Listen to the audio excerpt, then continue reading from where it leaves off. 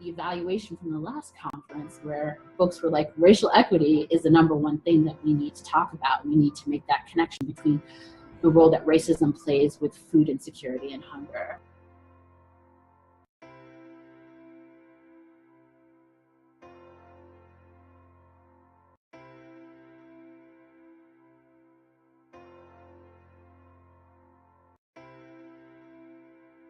To me, food equity means that all people, regardless of where they live, of what their nationality is, of what their racial background is, their economic status, that they all have access to enough food, to culturally appropriate food, to healthy food, and that they can get it where they want to get it, whether that's a store in their neighborhood or where they work, or they can just participate in the food system as it exists. It's about access, so it's having living wages, it's about having access to health care, it's about having access to services like the doctor that you need to go to, or if you need some assistance with mental health or those types of things. It's all of those things, it's about having that access, and so those create inequities in circumstances that make it very difficult for people to manage budgets and have the financial resources they need to buy food.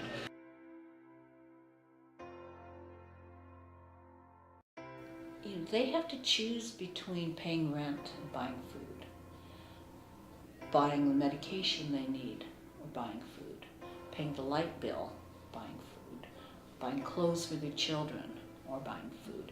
So there's a lot of give and take, and we're seeing a lot of the working poor having to come to us for the essentials that they need.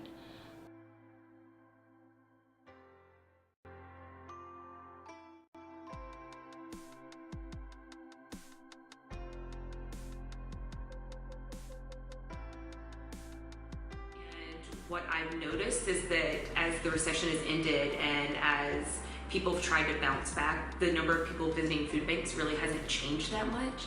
And that's what's mostly shocking to me, is that the economy is doing better, but it still hasn't gotten down to the people who need it the most. We need those safety net programs, and to think that safety net programs are just handouts is wrong, because the system is set up to require them.